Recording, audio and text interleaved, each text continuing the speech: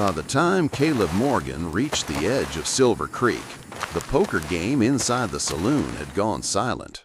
The piano stopped mid-note, and three strangers at the bar turned just enough for him to see the way their hands drifted toward their gun belts. The late afternoon sun stretched long shadows across the street, painting the dust in shades of gold and rust. The air carried the dry, metallic tang of the desert, a warning that the heat of the day had only settled deeper into the earth, ready to radiate back as night came on. Caleb slowed his black gelding, letting the horse's steady breathing match his own. He wasn't in a hurry. He never was. Men in a hurry made mistakes, and mistakes out here tended to last forever. A dog barked somewhere near the livery stable, the sound cutting short, as if it had remembered who it was barking at. A boy carrying a sack of feed ducked into an alley. Two women paused mid-conversation on the boardwalk and stepped back into the shadow of the general store's awning. He'd seen it all before, the little silences that follow a man with a reputation like his. Some called it respect. Caleb knew better. Respect required understanding, and nobody here understood him. Fear, though, that was easy to recognize. It had a smell, a stillness, like the air before a storm. From his saddle he scanned the main street. Silver Creek was the kind of place you could miss if you blinked. 3 dusty blocks of weathered buildings, most with second floors that sagged in the middle. The trading post stood at the far end, a sturdy structure of stone and timber, its windows glowing faintly in the late light. Beside it, the sheriff's office kept a single lantern burning, though the day was still far from over. Caleb dismounted in front of the saloon. The black horse shifted its weight, head tossing slightly, as if impatient to keep moving. Caleb looped the reins over the hitching post and stepped up onto the boardwalk. His boots made no more noise than a shadow, but every eye behind the saloon's swinging doors was on him when he entered. The room was thick with the smell of whiskey and wood smoke. At a corner table, the poker players stared at their cards but didn't touch them. The piano player sat frozen, fingers hovering above the keys, as if unsure whether to keep playing or start praying. The 3 strangers at the bar were unfamiliar to him. Their hats were pulled low, dust covering their coats, but Caleb read them as easily as he might a wanted poster. Not locals, riders from somewhere south, maybe, with the confident looseness of men who believed trouble belonged to other people, until it didn't. One of them, a tall man with a pale scar running from his temple to the corner of his jaw, let his hand rest lightly on the butt of his Colt. Not enough to call it a challenge, but enough to say he was thinking about it. Caleb walked to the far end of the bar, ordered coffee from the barkeep in a low, even voice. The coffee came black, bitter and hot enough to burn, just the way he liked it. He drank in silence, letting the room decide whether it wanted to breathe again. Through the open door, he caught sight of movement across the street. The trading post's door swung open, and a young woman stepped out carrying a small crate. Her dark hair was braided neatly, beads catching the light.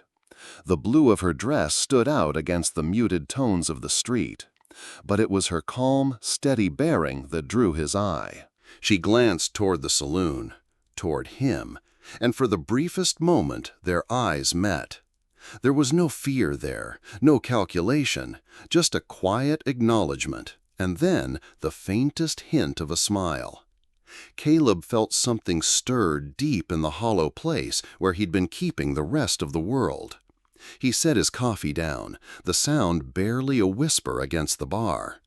The tall stranger with the scar followed his gaze, then looked back at Caleb with a smirk that didn't reach his eyes. It was a small thing, that look, but Caleb knew small things had a way of turning into big trouble in towns like this. And trouble, it seemed, had just found him. Caleb stepped out of the saloon, the weight of the tall stranger's smirk still sitting in the air like a storm cloud that refused to break. The street was quiet again, save for the creak of a sign swinging on its chain above the blacksmith's and the steady clop of a mule somewhere down by the freight office. The young woman from the trading post, Elena, was gone.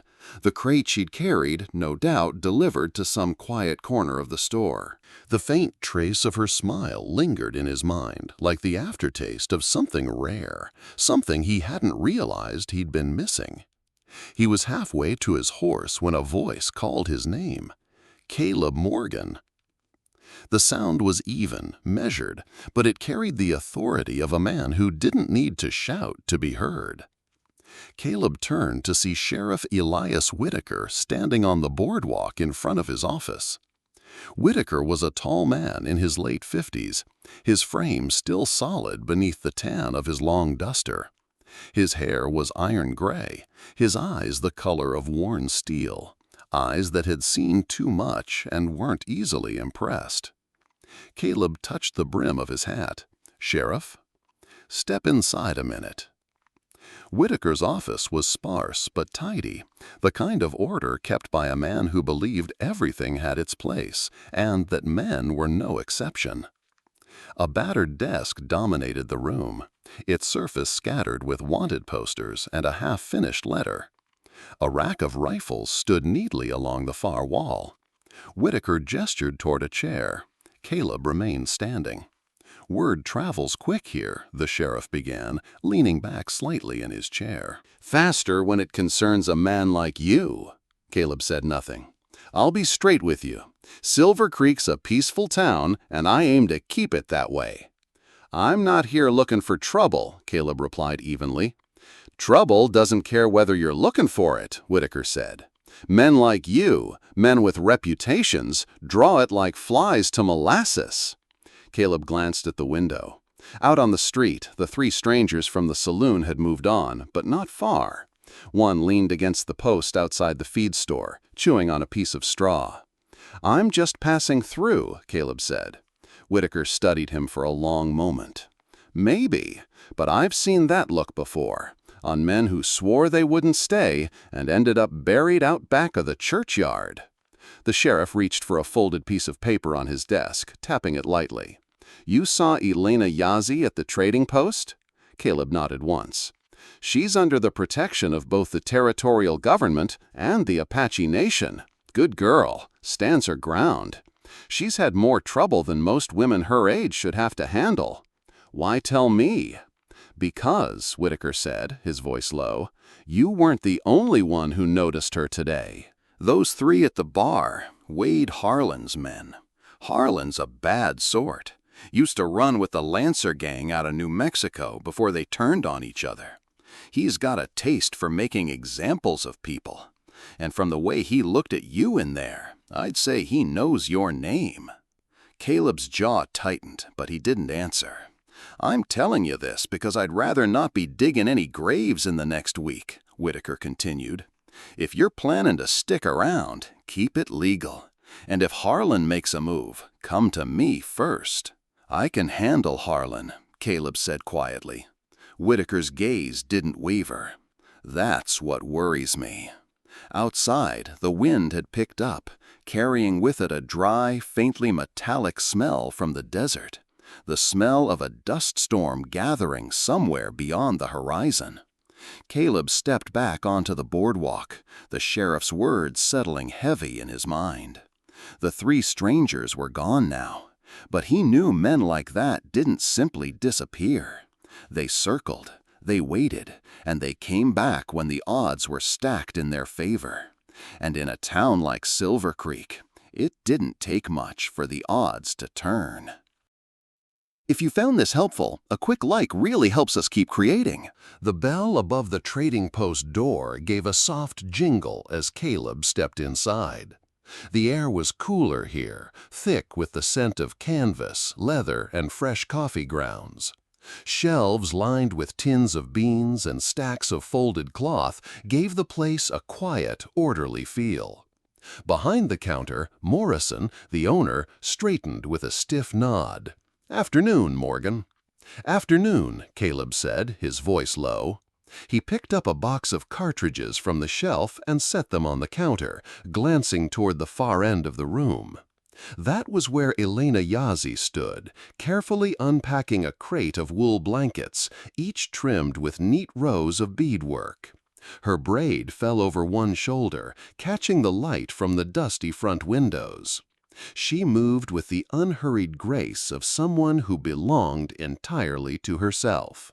But she wasn't alone. 3 men stood between her and the back wall, their postures loose but their eyes sharp. Caleb recognized them instantly from the saloon. Wade Harlan and his 2 shadows. Wade was taller than Caleb remembered from years back, but leaner too. The sinew of a man who'd ridden hard and fought harder. His coat was dusty, his hat shadowed his eyes, but his smile, cold and practiced, was exactly the same. "Now don't be unfriendly, darlin'," Wade was saying, his voice carrying the easy drawl of a snake oil peddler. "We're just asking for a little information." "I've given you directions to the reservation," Elena replied evenly, not breaking her rhythm as she stacked the blankets. "The agent there can help you." "Our business isn't with the agent," the shorter man beside Wade said, shifting his weight. "We're looking for certain individuals who might be hiding there." "No one is hiding on the reservation," Elena answered. Wade tilted his head, taking a slow step closer. "You seem mighty sure of that. Makes a man wonder what you might know that you're not sharing." Caleb moved silently down the aisle between sacks of flour and barrels of nails. The men were so focused on Elena they hadn't noticed him yet. "The Apache Nation honors its treaties," Elena said, her chin lifting slightly. "We harbor no fugitives." The youngest of the 3, barely more than a boy, snorted. "Your people break treaties whenever it suits them."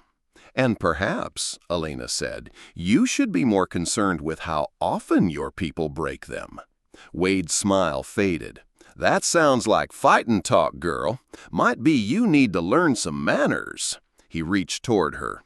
"That might be you who needs the lesson," Caleb's voice cut in, deep and even. The 3 men spun.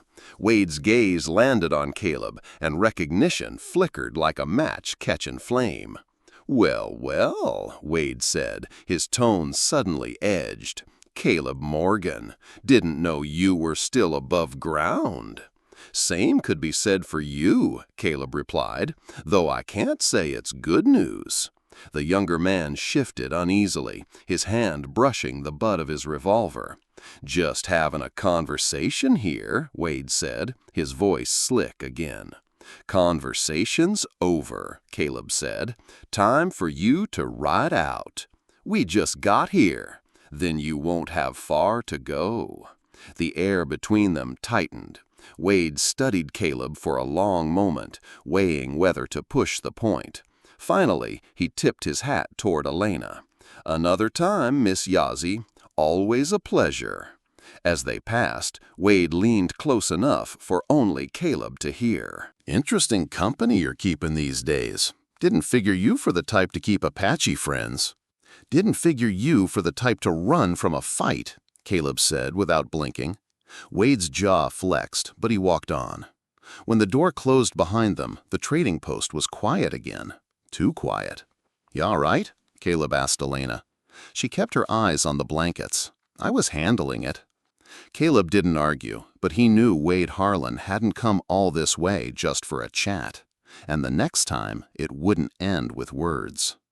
Elena folded the last of the blankets, her movements precise, as though the order of the fabric could somehow restore the order of the room. Caleb watched her for a moment, leaning against the counter with his hat in his hands.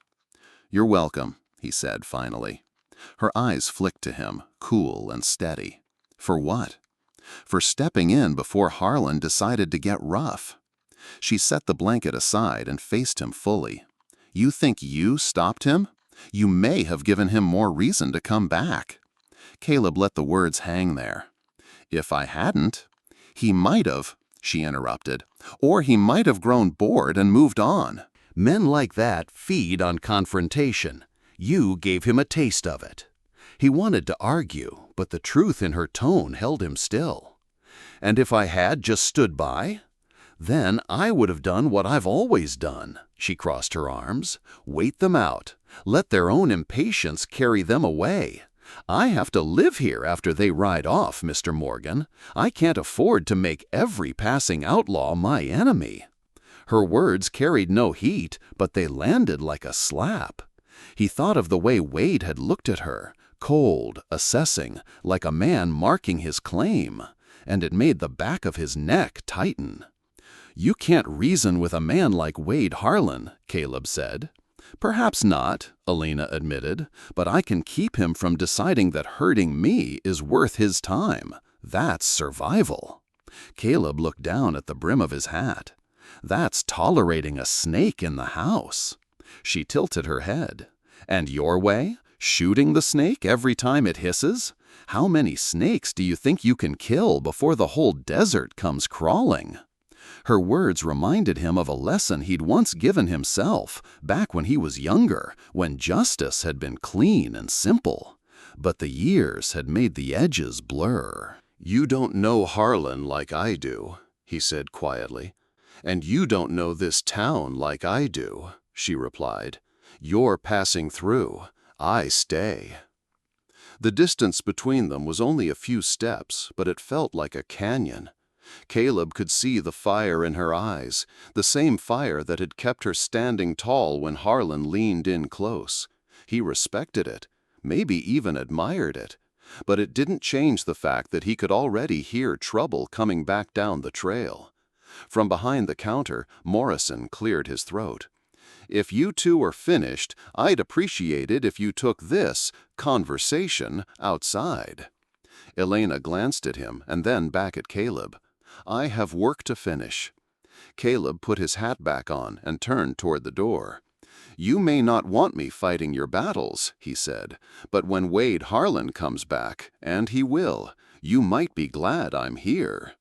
She didn't answer, just returned to stacking the blankets, her hands steady even if her shoulders had tensed.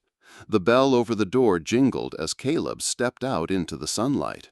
The street looked the same, but there was a weight to it now, like the air before a dust storm. He knew Wade Harlan wasn't the kind of man to let things lie. And Elena Yazzie wasn't the kind of woman to ask for help. It was a dangerous combination. Caleb found himself drifting back toward the trading post later that afternoon. The street was quieter now, most folks having retreated indoors to escape the worst of the heat. The light had shifted to that late-day burnished gold, when the shadows stretched long and the desert seemed to hold its breath. Elena was on the porch, sweeping dust off the planks. She paused as he approached, resting the broom against the railing. "You're back," she said. "I never really left," Caleb answered. Then, after a beat, "You busy?" Her brows lifted slightly. "I suppose that depends." "On what?" "On whether you've come to argue again." He shook his head. "No arguing. Just thought maybe you'd like to walk." She studied him for a moment, as if weighing more than the offer itself. "People will talk. Let them. They'll say things about both of us that aren't true. Do you care what they say?" She tilted her head. "Do you?" He almost smiled. "Not anymore." After a moment's hesitation, she picked up a small canteen from the edge of the porch. "All right, we'll walk." They set off down a narrow lane that wound between the last of the houses and out toward the open desert. The air smelled faintly of mesquite, and somewhere far off a coyote barked. "You've been in a lot of places," Elena said after a while. "Too many. What do you see when you think of them?" Caleb considered. "Mostly the same things. A saloon, a sheriff, men thinking their problems can be solved with a gun. That's a sad way to see the world." "Maybe, but it's the way I've learned to see it." Or, she said, it's the only way you've let yourself see it. They walked in silence for a while, the town falling away behind them until there was only the sweep of the desert in every direction. A lone hawk wheeled overhead, its shadow sliding over the ground. Caleb stopped to watch it. That hawk up there, that's me, alone, hunting, always moving. Elena followed his gaze. Hawks mate for life, you know. They protect their nesting ground together. They're not as alone as you think. The wind shifted, carrying with it the faint hum of insects in the scrub. She climbed onto a flat boulder and sat, her skirt brushing the dusty stone. "This is where I come to think," she said, "when the trading post is too full of people and their fears. What are they afraid of? Change. Anything different from what they've always known. People like me who remind them this land wasn't always theirs. That doesn't bother you?" She laughed softly, the sound low and warm. "Do you not live the same way, Caleb Morgan, among people who fear you?" The question caught him off guard. He'd never thought of it that way, but she was right. "I suppose I do." "The difference," she said, "is that you chose to become something to be feared. I was born into it." He sat beside her on the rock, close enough to catch the scent of sage and sun on her skin. For a moment, neither of them spoke. The hawk circled once more, before drifting toward the mountains, its wings catching the light. "Maybe we're both tired of it," Caleb said finally. "Maybe," she agreed. "But tired doesn't mean finished." Her words stayed with him as they walked back toward town, the sun dipping low and the air cooling. He wasn't sure what was shifting between them, but he knew something was. The next afternoon, Caleb found himself again outside the trading post, as if his boots had decided the destination without asking him. The street was busy, wagons rattling over the packed dirt, a pair of ranch hands arguing good-naturedly over a hand of cards on a crate, a woman haggling over the price of flour. Inside, the air was cooler. Elena stood at the counter, wrapping a parcel in brown paper. She looked up when he approached. "Back so soon?" "Seems so," he said. "You got time for another walk?" Her hands paused mid-knot. She studied him for a moment before tying the string and setting the package aside. "All right, but this time you do the talking." They followed the same path as before, past the last weathered fences, into the open sweep of desert where the land rolled gently toward the far mountains. The late sun painted everything in deep amber. For a while they walked without words, the crunch of their boots on the dry earth the only sound. Finally, Caleb broke the silence. "I had a family once, a wife named Sarah and a little girl, Beth." Elena didn't look at him, letting the words come at their own pace. "I was a marshal then, in a town outside Tombstone. Thought I was making the place safer. Thought I could take on anyone who threatened it." The wind shifted, carrying the faint, clean scent of creosote. "There was a gang," he went on, "the Hutchins boys. Robbed banks, stages, killed anyone who got in their way. I'd tracked 'em for months, finally cornered them in the hills. Should 'a' waited for backup, but I was young and sure of myself." He paused. "Too sure." Elena's gaze stayed on the horizon. "They slipped past me," Caleb said, "rode back into town, robbed the bank, set fire to half the street. My wife, my little girl, they didn't make it." For a moment, the desert itself seemed to hold still. "I hunted the gang down one by one, killed every last man. Thought it'd make the ache go away, but it didn't. Just made me colder. I kept going, taking jobs where a quick draw meant more than the law, until the only thing left was the part of me people feared." Elena's steps slowed until she stopped completely. The sun caught in her braid, the beads glinting like tiny embers. "And now?" she asked softly. "Now I'm tired," he said. "Tired of carrying it. Tired of being that man. "But I don't know how to be anything else."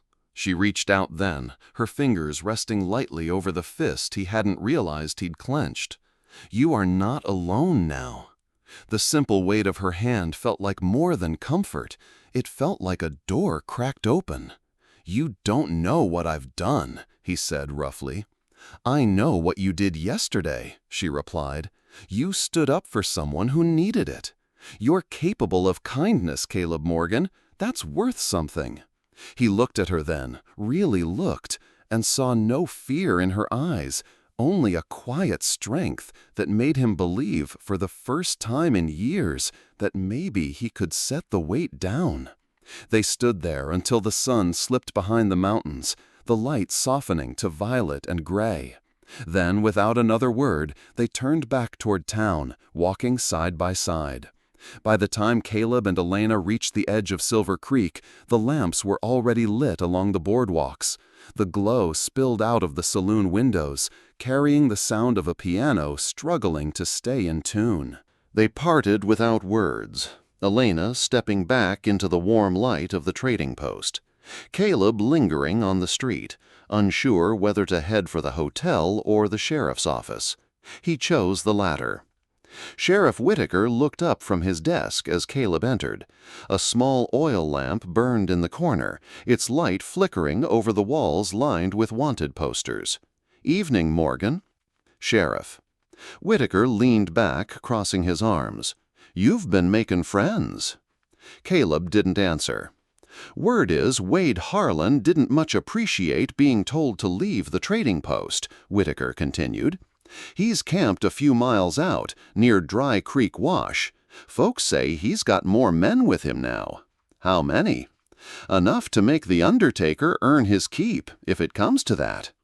Caleb's jaw tightened. "You planning to ride out after him?" Whitaker shook his head. "Not yet. We've got women and children in town. I'd rather keep my eyes on the street than chase Harlan into the dark."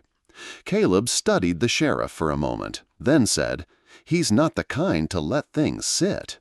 "No," Whitaker agreed, "but he's also not the kind to strike without thinking it through.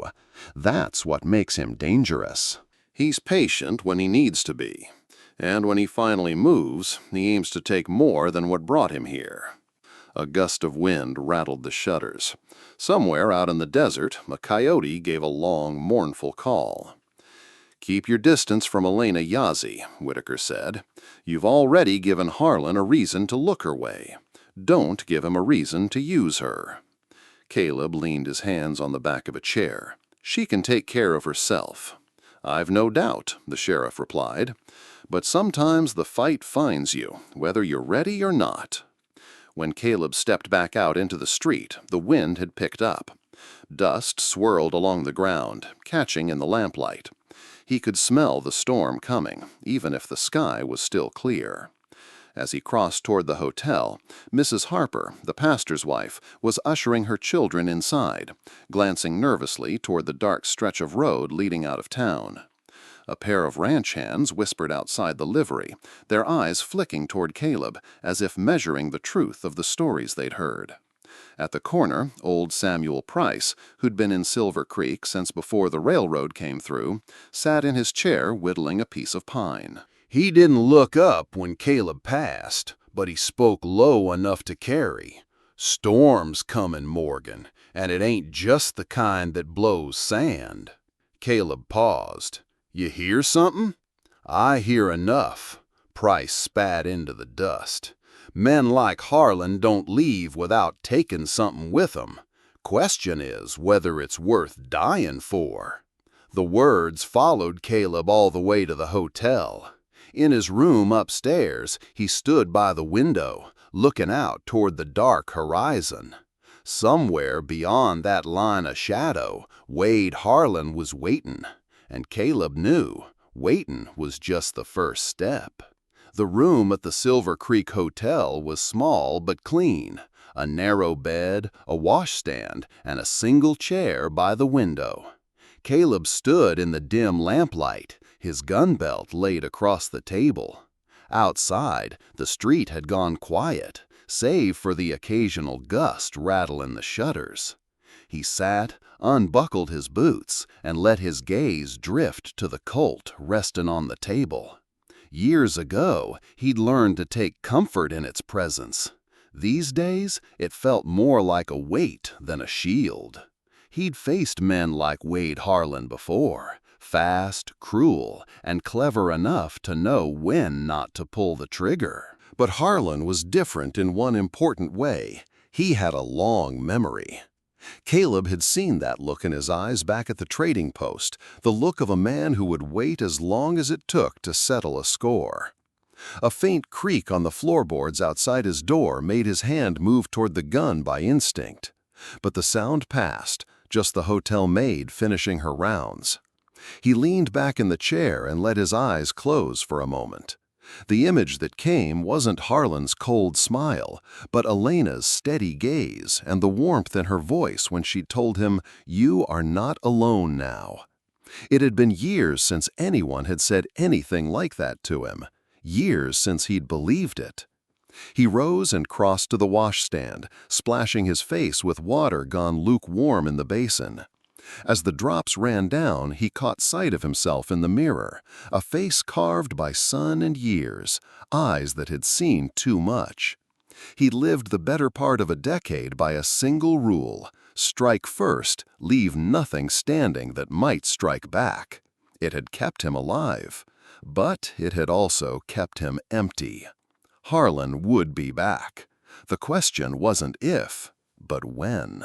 And when that moment came, Caleb would have to decide if he was the man who killed to end a problem or the man who found another way. He glanced at the revolver again. Killing Wade might be the fastest solution, but it would be one more body on a pile that already haunted his nights. He sat down, took the Colt in hand, and began cleaning it. The motions were familiar, almost meditative. Checking the cylinder, running the oiled cloth along the barrel, polishing until the steel caught the lamplight. Not because he craved the fight, but because he wouldn't meet it unprepared. When the last piece was back in place, he set the revolver on the table and rested his palms beside it. This time, he told himself, he wouldn't be fighting for revenge. Not for a debt owed, not for some badge or duty long since abandoned.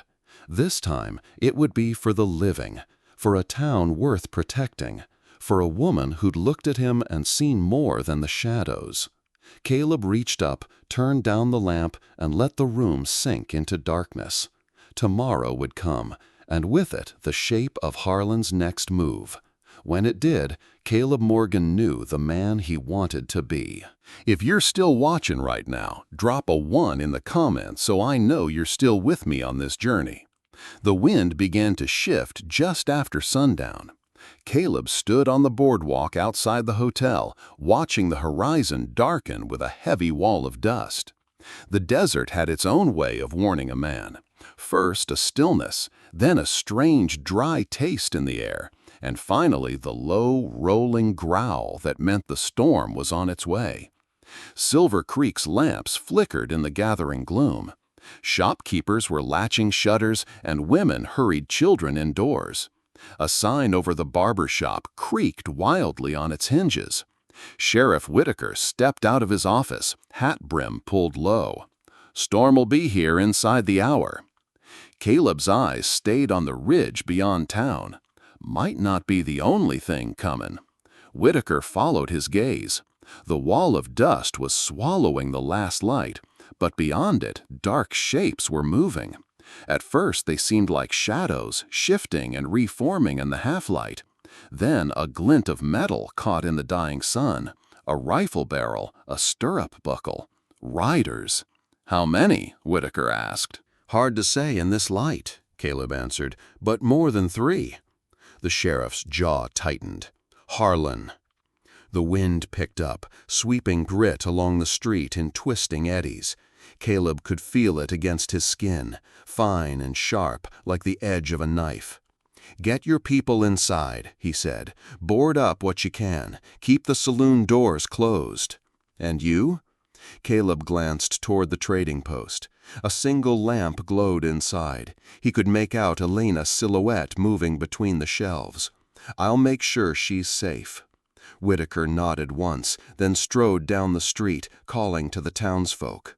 The first breath of the storm hit, carrying with it the smell of baked earth and something older, deeper, a scent that reminded Caleb of every hard ride he'd ever taken into trouble. He crossed to the trading post, the wind at his back, and stepped inside just as Elena was latching the front shutters. "Dust storm," she said, without looking up. "And Harlan," Caleb replied. Her hands stilled. "How sure?" "Sure enough." For a moment neither spoke. The wind howled outside, rattling the walls. Then Elena moved to the counter, picked up a Winchester, and began checking the action. Caleb felt a grim sort of respect settle over him. She hadn't asked him to stay, but she also hadn't told him to leave. The storm was nearly here, and with it the fight they'd both been waiting for. The wind roared through Silver Creek, driving the dust in thick sheets down the main street. Lanterns flickered and went out, plunging whole stretches of the boardwalk into shadow. The air was a choking, swirling haze that turned the world into a shifting blur of shapes and movement. Caleb stood just inside the trading post door, eyes narrowed against the grit sneaking through the gaps in the shutters. His hand rested on the butt of his Colt, the familiar weight grounding him. Through the storm's howl came another sound, distant at first, then closer, the low, steady rhythm of hooves. Elena, crouched near the counter with the Winchester, lifted her head. "Riders." Caleb nodded. "Harlan." They moved like wraiths out of the dust, silhouettes resolving into the hulking shapes of horses and men. There were more this time, 7, maybe 8 in total, faces wrapped in bandanas against the storm, hats pulled low. Wade Harlan rode at the front, his posture loose in the saddle, as if the wind and grit were nothing more than a mild inconvenience. He drew up in the street, just opposite the trading post, his pale hair plastered to his forehead by the grit-laden wind. Even through the shifting curtain of dust, Caleb could see the cold gleam in his eyes. "Evenin', Morgan," Harlan called, his voice carrying strangely in the storm. "Thought I'd pay my respects before the wind blows us all to hell." Caleb stepped onto the boardwalk, dust whipping at his coat. "You should 'a' kept ridin'." Harlan chuckled, the sound dry and sharp. "And miss a chance to catch up. You'll wound me." He gestured lazily, and 2 of his men dismounted, moving toward the trading post's side door. "You looking for trouble, Wade?" Caleb asked, voice flat. "I'm looking for opportunity," Harlan replied. "Word is this town's been hiding things, people, maybe even some old debts that need settling." His eyes flicked toward the shuttered window behind Caleb, where Elena stood just out of sight. "Not tonight," Caleb said. "That's the thing about opportunity," Harlan said, his grin widening. "It don't wait for the right time." The wind howled harder, a sheet of grit sweeping between them like a living thing. In that shifting moment, Caleb saw Harlan's hand twitch toward his holster. The fight had come to Silver Creek. Sheriff Whitaker came striding through the dust, his duster flapping like a sail in the wind. 2 deputies followed close behind, eyes squinted against the grit. "Harlan's brought half a dozen with him," Caleb said, stepping down from the boardwalk to meet the sheriff. "I counted 8, Whitaker replied, voice raised over the storm's howl. "He's spread 'em out, 2 by the livery, 1 near the saloon, the rest in the street." Elena emerged from the trading post, the Winchester slung over her shoulder, her braid whipping in the wind. "They're moving to cut off the back alley," she said. Whitaker gave her a sharp look. "You planning to use that rifle?" "If they come through that door, yes." The sheriff nodded once, not wasting time arguing. He turned to Caleb. "We'll hold the street. You keep the trading post covered. Too much in there worth stealing, and too many ways in." A handful of townsfolk appeared out of the swirling grit. ranch hands, the blacksmith, even old Samuel Price with a battered shotgun cradled in his arms. They took up positions along the boardwalk, behind rain barrels and porch railings, eyes darting toward the shifting shadows in the street. The wind screamed through the narrow gaps between buildings, carrying dust that stung the skin and blurred the edges of everything. Caleb could taste it in his mouth, feel it gritting between his teeth. Harlan's riders shifted restlessly in the street, their shapes half swallowed by the storm. One of them let out a sharp whistle, 3 notes, rising, answered by another from somewhere behind the saloon. "They're talking to each other," Whitaker said, "getting into position." Caleb's gaze swept the street, noting the angles, the dark shapes that slipped from one patch of shadow to another. He could feel the tension winding tighter, like a rope about to snap. He looked back at Elena. "If they break for the door, you stay behind cover. No heroics." Her eyes narrowed, but she gave a short nod. "Same to you." A gust slammed into them, rattling shutters and making the boardwalk groan underfoot. For a heartbeat, the dust thinned enough for Caleb to see Wade Harlan sitting his horse in the middle of the street, smiling like a man about to enjoy himself. The storm was at its peak, and Wade Harlan was ready to make his move. The wind reached a fever pitch, shrieking down the street and tearing grit from the ground in blinding sheets. Caleb could feel the storm pressing in on every side, narrowing his world to shapes and shadows. A single gunshot cracked through the howl. One of Harlan's men by the livery staggered backward, clutching his arm. Whitaker's work, judging by the angle. That shot broke the stillness. Suddenly, the street came alive with flashes of muzzle fire and the deep bark of revolvers. Caleb dropped to a knee behind a rain barrel as splinters flew from the wood above him. He leaned out, fired twice into the moving haze, and saw one of Harlan's riders spin from the saddle into the dust. From inside the trading post came the sharper report of the Winchester. Elena's silhouette flashed in the window, steady and deliberate. A man trying to circle behind the building jerked backward and fell, his rifle clattering away. The wind drove the dust so thick it was like fighting inside a cloud. Shadows loomed and vanished in the shifting light. Caleb's eyes burned, and the grit bit into his throat every time he breathed. Through it all, Wade Harlan's voice carried, calm and mocking. "That all you got, Morgan?" Caleb moved along the boardwalk, keeping low, his boots thudding against the planks. Another flash in the haze, a rider charging through. Caleb fired once, dropping the man before he could reach the porch. He heard a sharp crack behind him and spun to see Elena working the Winchester's lever, her braid whipping around her face. "2 more heading your way," she shouted over the wind. A shape emerged from the storm at full tilt. Caleb barely had time to sidestep as the man lunged for him with a knife. They slammed into the porch railing, the wood groaning under their combined weight. Caleb drove an elbow into the man's ribs, ripped the knife from his grip, and sent him stumbling back into the dust. The fight had dissolved into fragments now, small bursts of violence, each swallowed by the roar of the storm. Somewhere down the street, Whitaker's shotgun boomed, followed by a muffled curse. Then Caleb caught sight of Harlan himself, weaving through the haze on foot, moving toward the trading post's side door.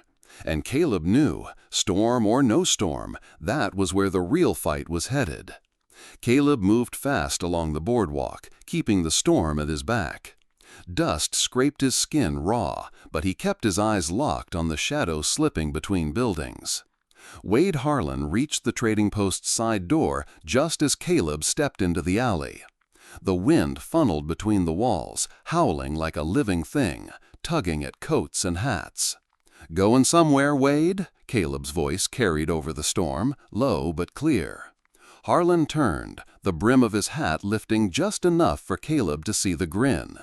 "You always did have a knack for showing up where you're least wanted." "Figured I'd save you the trouble of breaking in," Caleb said, hand hovering near his holster. Harlan's eyes narrowed. "You know, Morgan, we're not so different. We both do what needs doing, no matter how ugly it gets." Caleb shook his head. "Difference is, I've been trying to stop being that man." "Only a fool stops using what he's good at," Harlan said, his tone sharpening. "And you were good, still are. We could have made a hell of a team." "That's not why I'm here." The space between them was no more than 10 feet, but the storm made it feel like a mile. Sand swirling, wind shoving, grit biting into every exposed inch of skin. Harlan's hand drifted towards his revolver. "Shame, then. Means I'll have to put you down myself." Caleb's eyes locked on the movement. Time stretched, each heartbeat a drumbeat in the roaring wind. Harlan moved first. The flash of steel in the storm was almost swallowed by the dust, but Caleb was faster. His Colt cleared leather, the shot cracking like thunder. Harlan's revolver spun from his grasp, clattering into the dirt. He staggered back, clutching his hand, blood dark against the grit. Caleb stepped forward, kicking the revolver out of reach. "It's over, Wade." Harlan laughed once, a dry, ragged sound. "You should have finished it." "Not this time," Caleb said. "Not for you." He motioned with the barrel of his Colt toward the street, where Sheriff Whitaker and 2 townsfolk were pushing through the storm. The sheriff reached them, his coat snapping in the wind. "We'll take it from here, Morgan."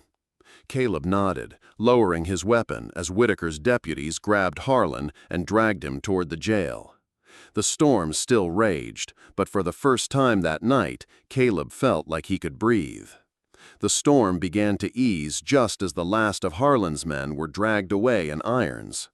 The wind's scream softened to a restless moan, and the dust settled enough to reveal the street, littered with spent shells, dropped weapons, and the debris of hurried defenses.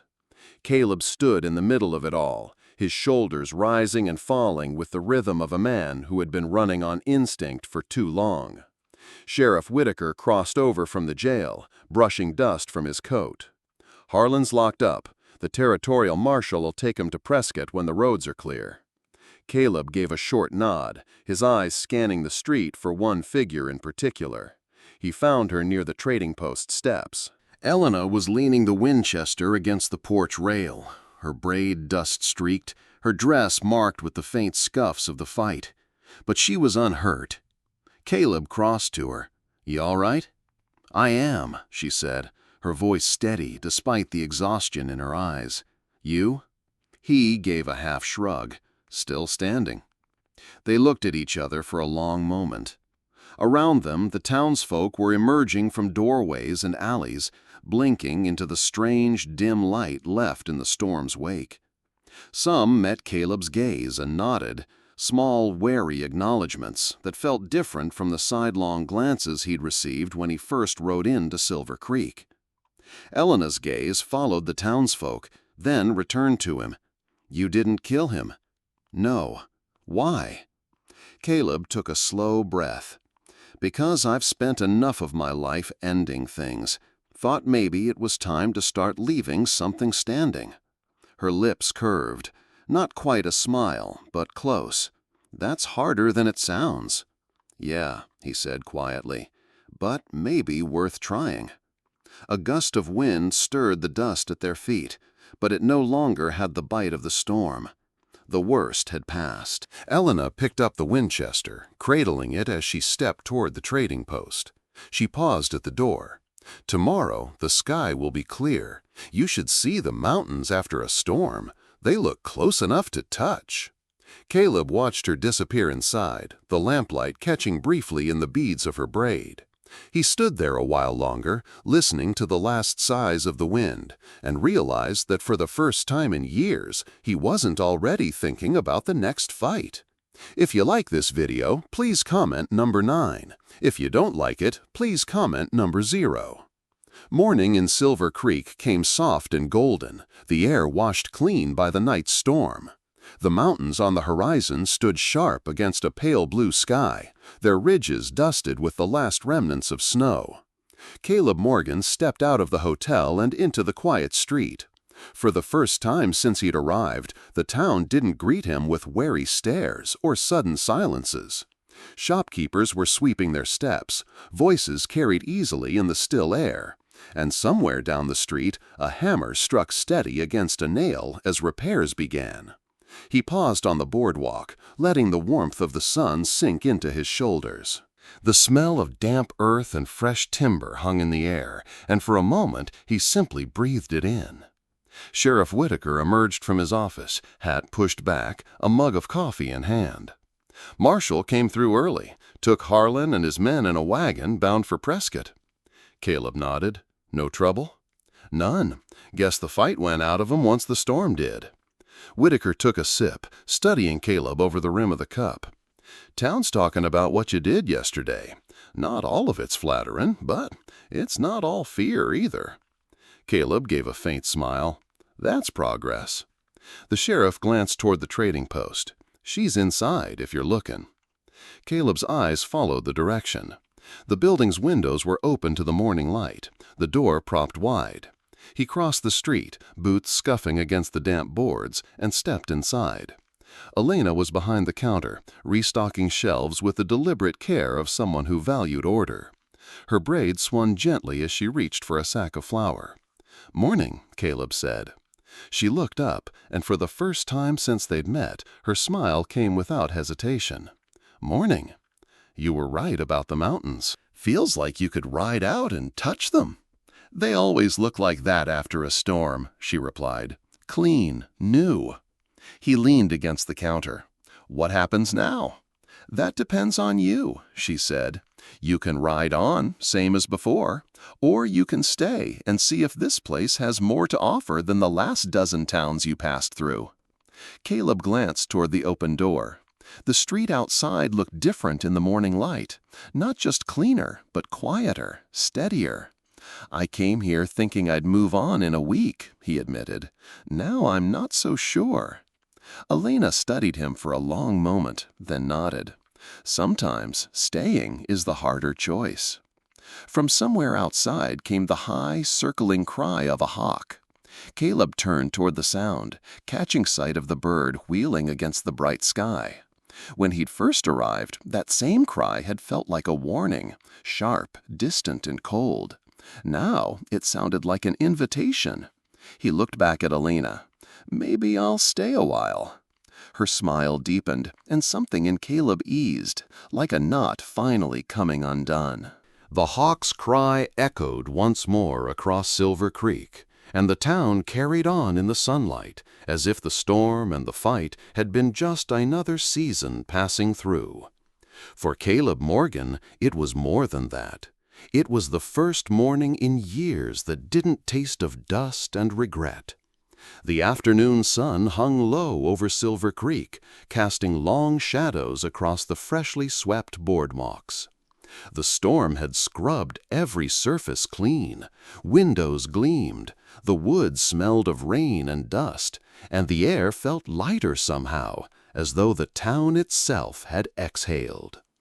Caleb Morgan walked the length of Main Street at an easy pace. No one avoided him now. The blacksmith paused in his work to tip a hand in greeting. A pair of ranch hands nodded as they carried lumber toward the livery. Even Mrs. Byrne, who had once crossed the street to avoid him, offered a curt but genuine afternoon. It wasn't warmth, not yet, but it wasn't fear either.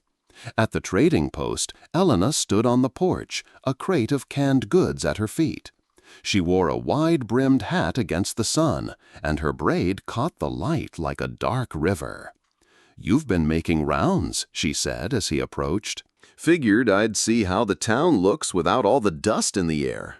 He smiled faintly. "Turns out it's not half bad." She set the crate aside and rested her hands on the porch rail. "Things are quieter now.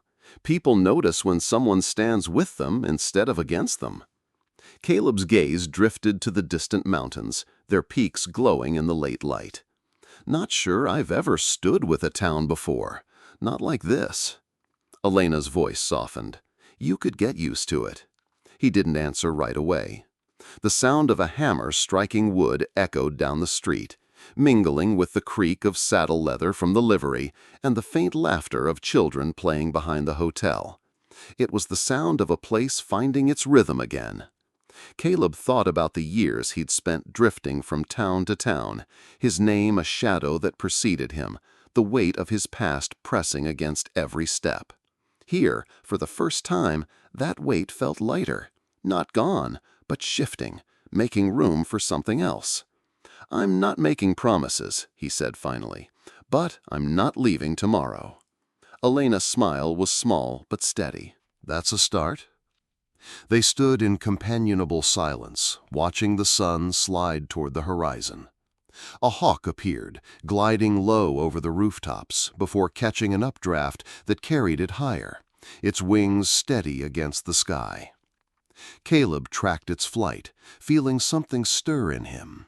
Not the sharp edge of vigilance he'd known for years, but the slow, unfamiliar warmth of possibility. The bird circled once, twice, then drifted toward the open desert. I used to think that sound was a warning, Caleb said quietly. Now it just sounds like home. Elena glanced at him, her expression unreadable, then looked back toward the bird. Storms change more than the land, she said. The last of the sunlight spilled across the street, painting everything in gold. Caleb rested one hand on the porch rail beside hers. He didn't take it, not yet, but he stayed there, close enough to feel the shared stillness. Somewhere down the street, Sheriff Whitaker stepped out of his office, tipping his hat toward them before heading toward the saloon. The town was settling in for the night. Caleb watched the hawk disappear into the glowing horizon and felt, for the first time in years, that he might belong somewhere again. And as the first stars blinked into the darkening sky, he knew that the fight ahead, whatever form it took, wouldn't be for vengeance. It would be for this. Stories like Caleb Morgan's remind us that redemption isn't won in a single gunfight. It's built in the quiet choices we make each day. In the old frontier, storms came and went, leaving behind changed landscapes and changed people. So it is in our own lives. We carry the weight of our past, the battles we fought, the losses we've endured. But sometimes, like Caleb, we find a place or a person that makes us believe change is worth the effort. Perhaps you've weathered your own storms. Perhaps you've stood at a crossroads, unsure whether to keep running or finally stay. That's the heart of the true Wild West stories. Not just grit and gunpowder, but the courage to choose hope over fear. If Caleb's journey spoke to you, share this story. Leave your thoughts below and join us as we bring more true Wild West stories to life.